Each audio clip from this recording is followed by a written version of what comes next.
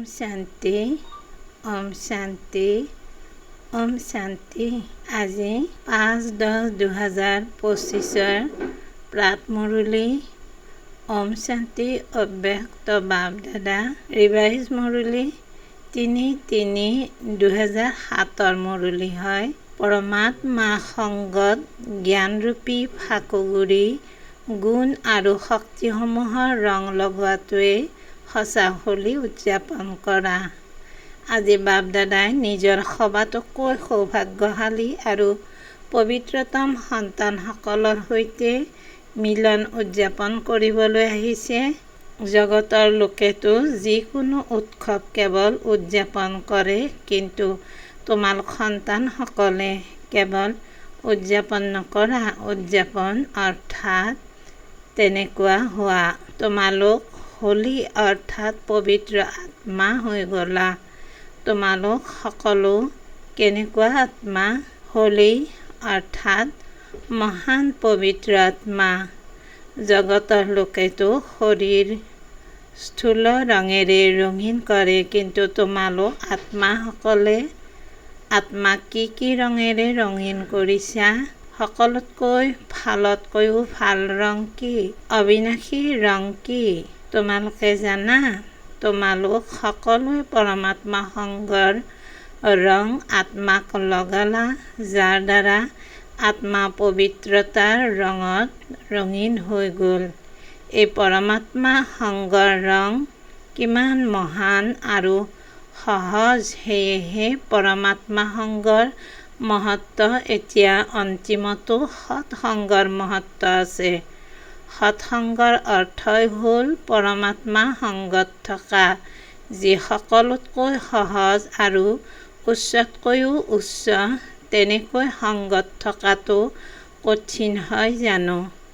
আৰু এই সংগৰ ৰঙত থাকিলে যেনেকৈ পৰমাত্মা উচ্চতকৈও উচ্চ, তেনেকৈ তোমালোক সন্তানসকলো উচ্চতকৈও উচ্চ পবিত্ৰ মহান আত্মা, পূজ্য আত্মা হৈ গ'লা। এই অবিনাশী সংগৰ ৰং ভাল লাগে নহয়?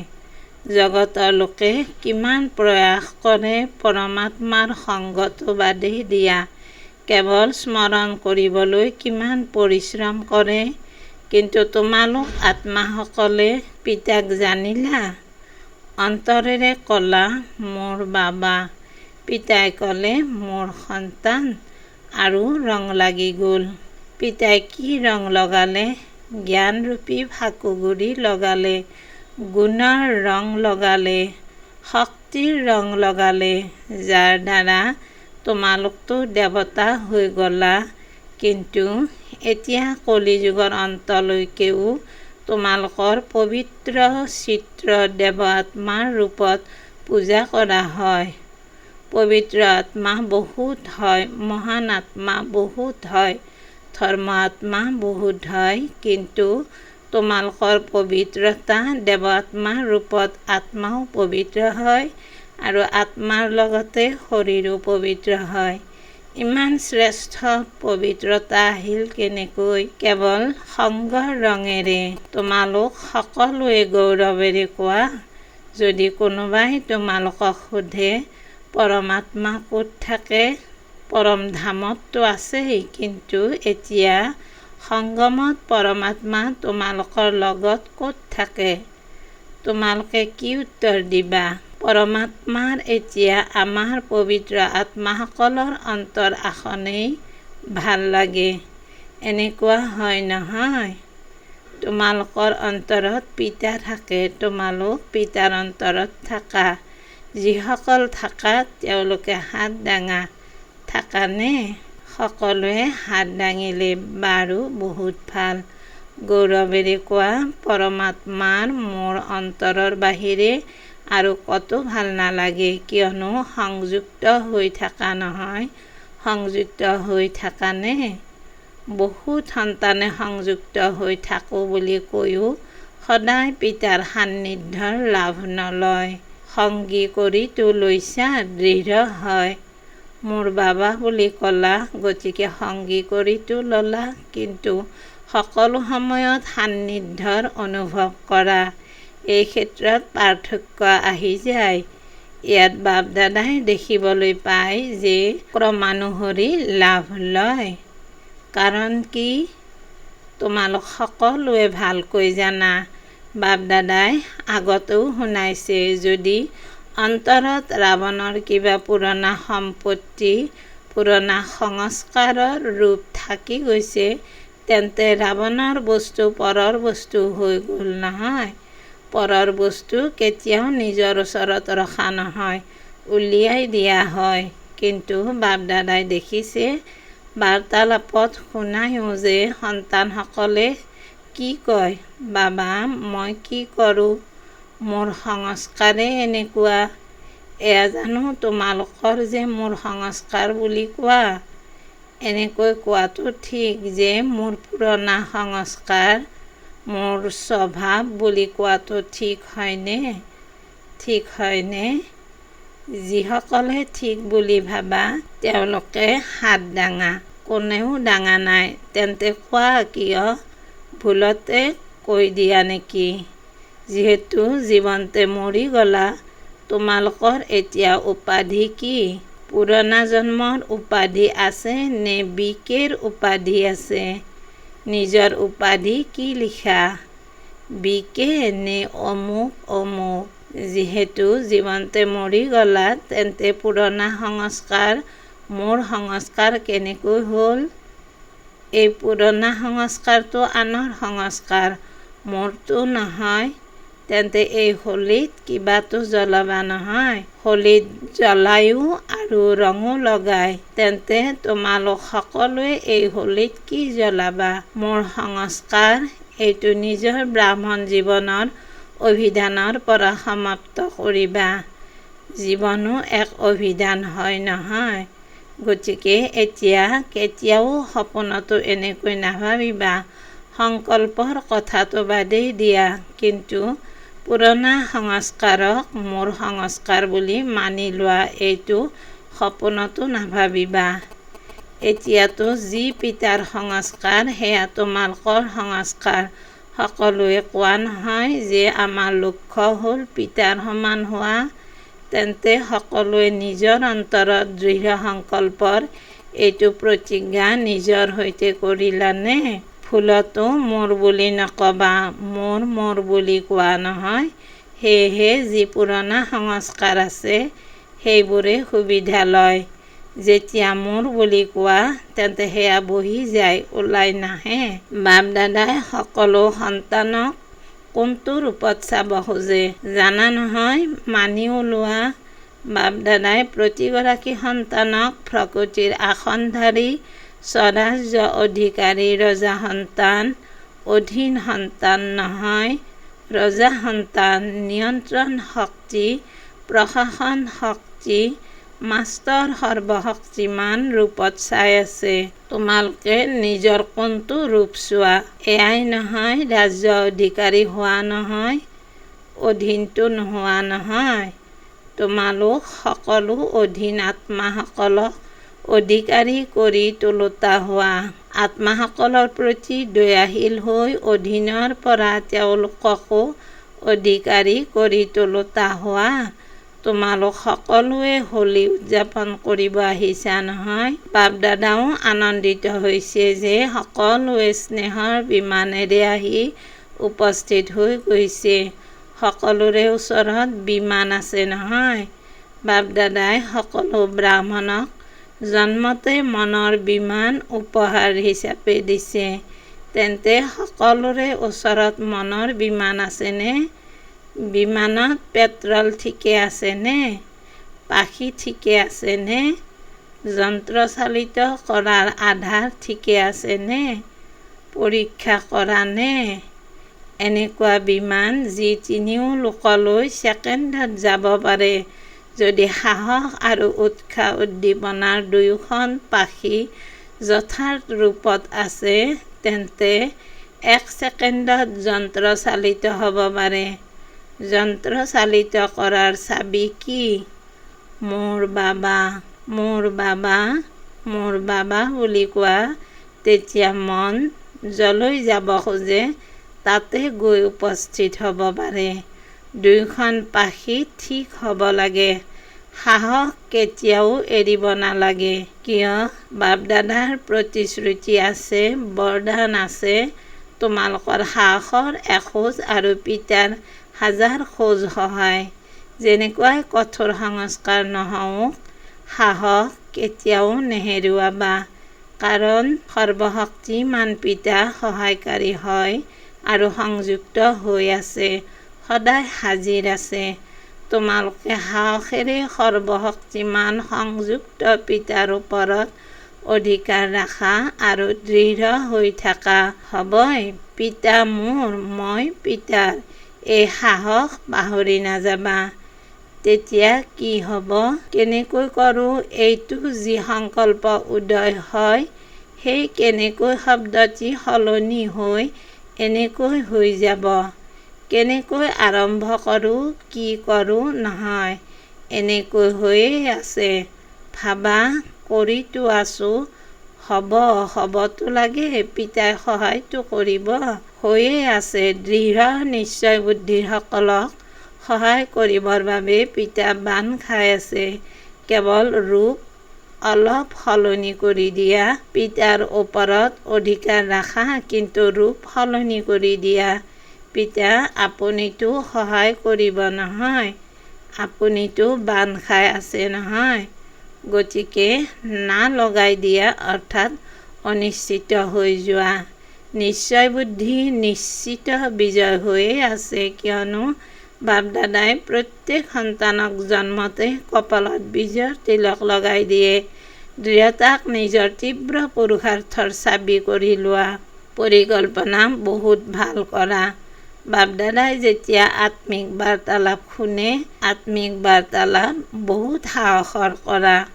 পৰিকল্পনাও বহুত শক্তিশালী কৰা, কিন্তু পৰিকল্পনাক যেতিয়া বাস্তৱত ৰূপায়িত কৰা, তেতিয়া সৰল বুদ্ধিৰ হৈ নকৰা। তাত অলপতো কৰা হ'বতো লাগে। এয়া নিজৰ ভিতৰত নিশ্চয়তাৰে সংকল্প নকৰা, ব্যৰ্থ সংকল্প মিহলি কৰি দিয়া।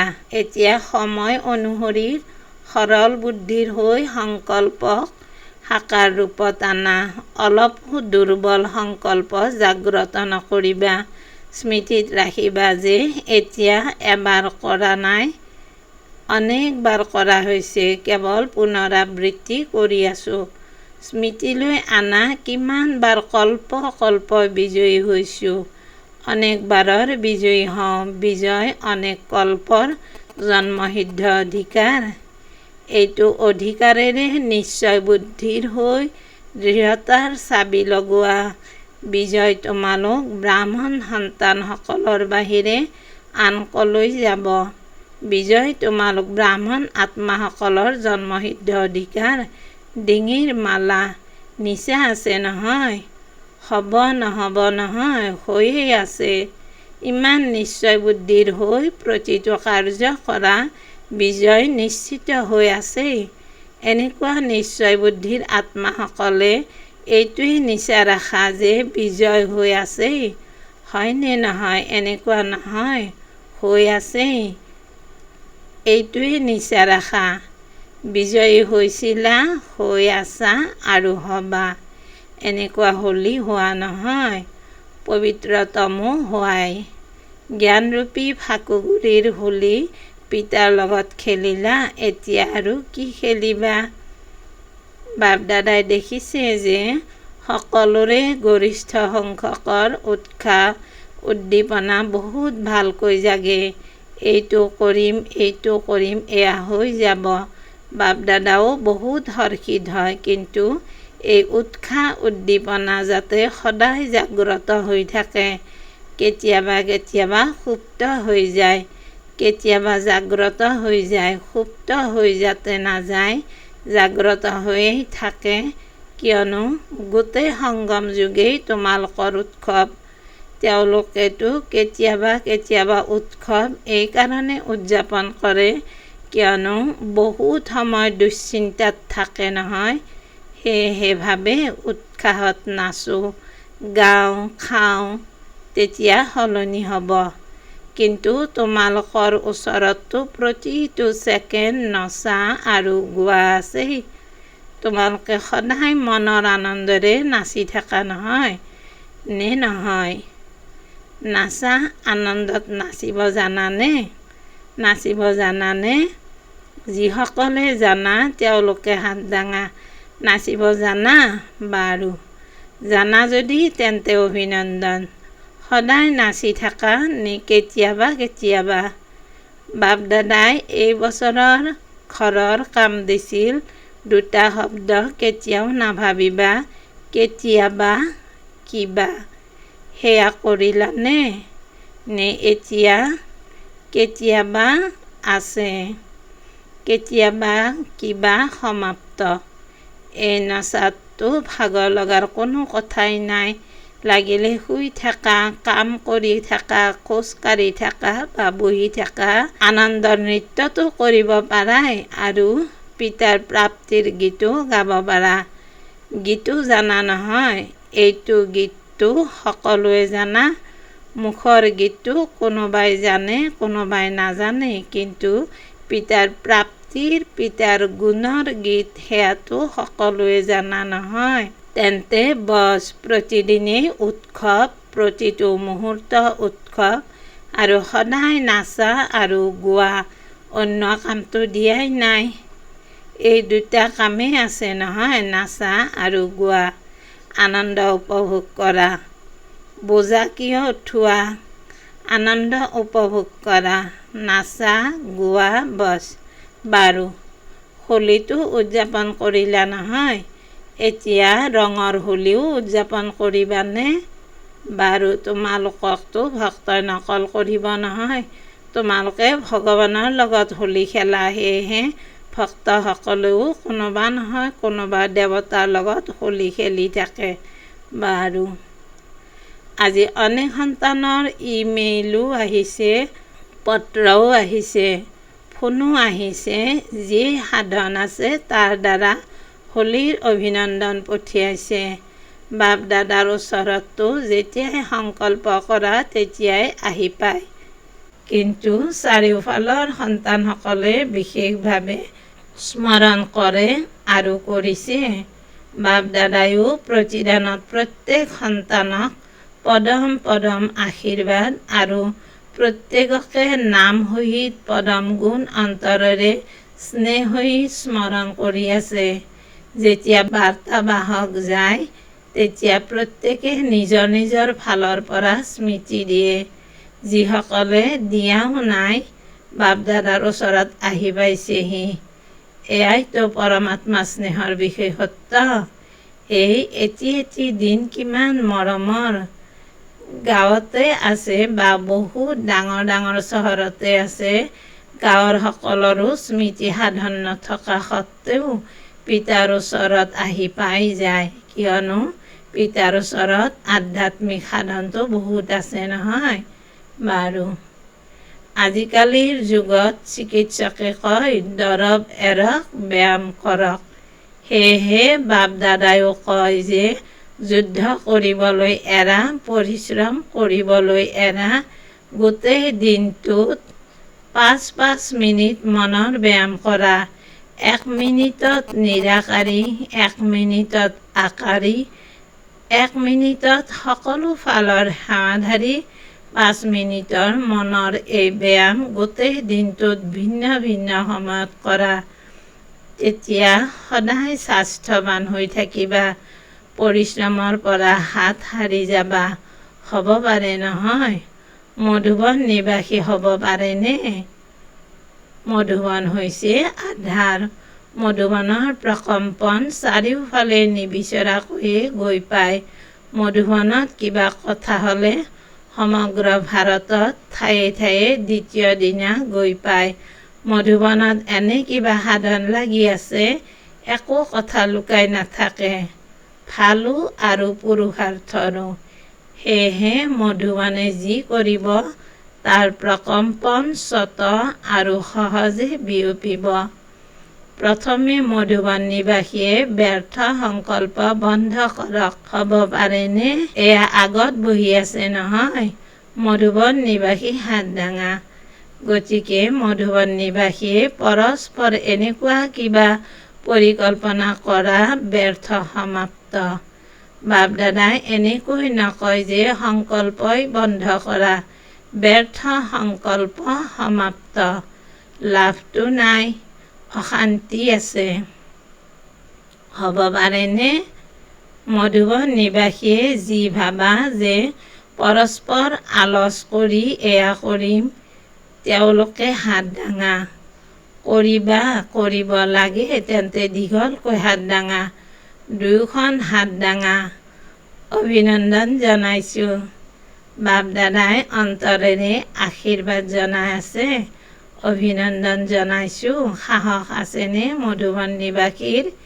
যি বিচৰা সেয়া কৰিব পাৰা, কৰাবও পাৰা। মধুবনৰ ভগ্নীসকলো আছে। ভগ্নীসকল হাত দাঙা, দীঘলকৈ হাত দাঙা। আলচ কৰিবা। দাদীসকল তোমালোকে আলোচনা কৰাবা। চোৱা হাত সকলোৱে দাঙি আছে, এতিয়া হাতৰ লাজ ৰাখিবা। বাৰু, পিতা ব্ৰহ্মাই শেষত যি বৰদান দিলে, নিৰাকাৰী, নিৰ্বিকাৰী, নিৰহংকাৰী পিতা ব্ৰহ্মাৰ এই অন্তিম বৰদান সন্তানসকলৰ প্ৰতি এটি বহুত ডাঙৰ উপহাৰ হৈ থাকিল। তেন্তে এতিয়াই ছেকেণ্ডত পিতা ব্ৰহ্মাৰ উপহাৰ মনেৰে স্বীকাৰ কৰিব পাৰানে? দৃঢ় সংকল্প কৰিব পাৰানে যে পিতাৰ উপহাৰ সদায় বাস্তৱ জীৱনত ৰূপায়িত কৰিব লাগে? কিয়নো আদিদেৱৰ উপহাৰ কম নহয়। ব্ৰহ্মা গ্ৰেট গ্ৰেট গ্ৰেণ্ডফাদাৰ, তেওঁৰ উপহাৰ কম নহয়। গতিকে নিজৰ নিজৰ পুৰুষাৰ্থ অনুসৰি সংকল্প কৰা যে আজিৰ দিনটোত হোলী অৰ্থাৎ যি হৈ গ'ল, হোলী হৈ গ'ল। কিন্তু এতিয়াৰ পৰা উপহাৰ বাৰে বাৰে জাগ্ৰত কৰি পিতা ব্ৰহ্মাৰ সেৱাৰ প্ৰতিদান দিবা। চোৱা, পিতা ব্ৰহ্মাই অন্তিম দিনলৈ, অন্তিম সময়লৈকে সেৱা কৰিলে। এয়া পিতা ব্ৰহ্মাৰ সন্তানসকলৰ প্ৰতি মৰম, সেৱাৰ প্ৰতি স্নেহৰ চিন। সেয়েহে পিতা ব্ৰহ্মাক প্ৰতিদান দিয়া অৰ্থাৎ বাৰে বাৰে জীৱনত দিয়া উপহাৰ পুনৰাবৃত্তি কৰি বাস্তৱত জীৱনত আনা। গতিকে সকলোৱে নিজৰ অন্তৰত পিতা ব্ৰহ্মাৰ প্ৰতি স্নেহৰ প্ৰতিদানত দৃঢ় সংকল্প কৰা। এয়া হ'ল পিতা ব্ৰহ্মাৰ স্নেহৰ উপহাৰৰ প্ৰতিদান। বাৰু, চাৰিওফালৰ সবাতোকৈ ভাগ্যৱান পবিত্ৰতম সন্তানসকলৰ প্ৰতি সদায় দৃঢ় সংকল্পৰ চাবি বাস্তৱত আনতা সাহসী সন্তানসকলক সদায় নিজৰ মন ভিন্ন ভিন্ন প্ৰকাৰৰ সেৱাত ব্যস্ত ৰাখোতাসকলক প্ৰতি খোজত পদমৰ উপাৰ্জন জমা কৰোতা সন্তানসকলক সদায় প্ৰতিদিনে উৎসাহত থাকোতা, প্ৰতিটো দিনক উৎসৱ বুলি বুজি উদযাপন কৰোতা সদায় সৌভাগ্যশালী সন্তানসকলক বাপ দাদাৰ স্নেহপূৰ্ণ স্মৰণ আৰু নমস্কাৰ। আমি আত্মিক সন্তানসকলেও আমাৰ মা বাবা বাপ দাদাক স্নেহপূৰ্ণ স্মৰণ, সুপ্ৰভাত, নমস্কাৰ নমস্কাৰ নমস্কাৰ। ধন্যবাদ বাবা, ধন্যবাদ। বৰদান: স্নেহ আৰু স্নেহত লীন স্থিতিৰ অনুভৱৰ দ্বাৰা সকলো পাহৰি যাওঁতা সদায় দেহী অভিমানী হোৱা।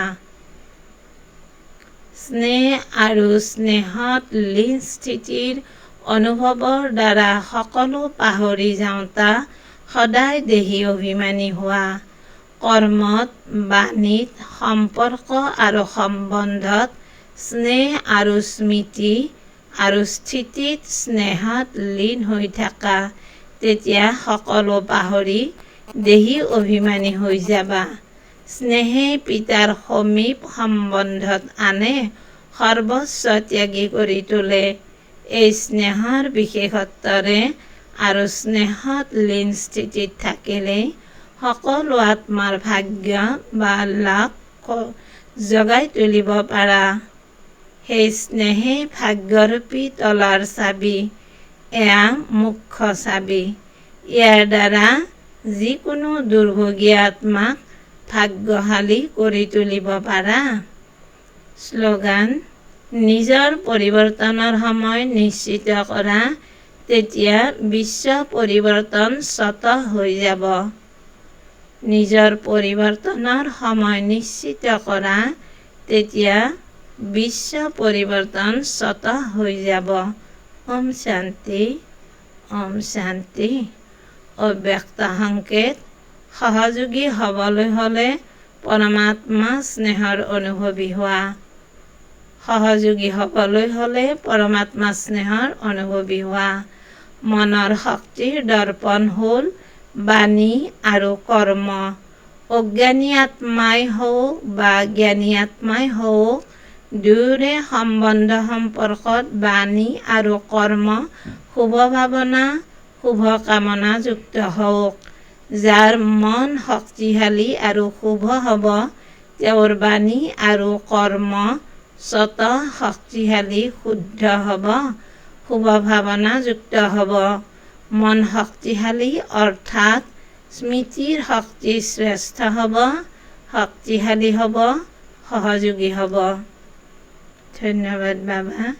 ওম শান্তি, ওম শান্তি, ওম শান্তি।